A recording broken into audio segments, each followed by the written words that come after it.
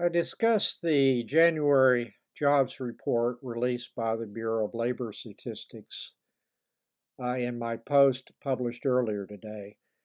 The economy had added 353,000 jobs in January, with the consensus at 185,000, according to the Wall Street Journal. The jobs number for December was revised up by 117,000 to 333,000. Annual wage growth at 4.5% continues to exceed the inflation number. This is a positive for consumer spending. At first, the stock jocks had a tepid reaction to this jobs report, but warmed to it as the day progressed, aided by a much better than expected report from Meta Platforms, symbol META, formerly known as Facebook, which rose over 20% in trading today.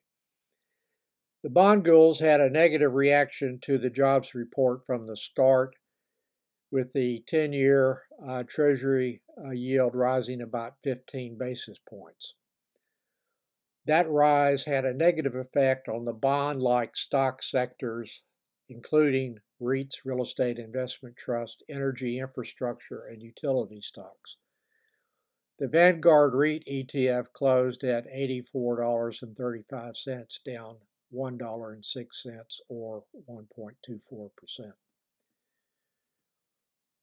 There was enough of an uptick in short-term investment-grade corporate bond yields today for me to buy two that mature in June 2025 that have a 5.63% yield to maturity at my total cost. These two bonds are rated BBB plus and are high investment grade bonds. I will discuss them in my next post. My largest allocation at the moment is in investment grade corporate bonds that mature in 2024 and 2025 and some thereafter. Those will be maturing on a weekly basis throughout 2024. I use a bond ladder approach. I recall that the extremely stable genius, the self-proclaimed extremely stable genius, said that the stock market would crash if Biden was elected in 2020. New highs are being hit. Trump made that statement in the final debate. I mentioned in my blog post that was published earlier today that the CME FedWatch tool had, as of yesterday, an 86.4% chance that the Fed would cut the federal funds rate by at least 50 basis points on or before its June 2024 meeting. The current range is 5.25% to 5.5%. The yield spreads of the Treasury bills were not pricing in more than a 25 basis point cut within the next 6 months. That can be ascertained by looking at the yield spreads between the 1 or 2 month Treasury bills and the 6 month Treasury bill. I expressed an opinion in the blog, which I stated previously as well, that I was expecting no more than a 25 basis point cut on or before the June meeting, and that assumed that inflation continued to trend down.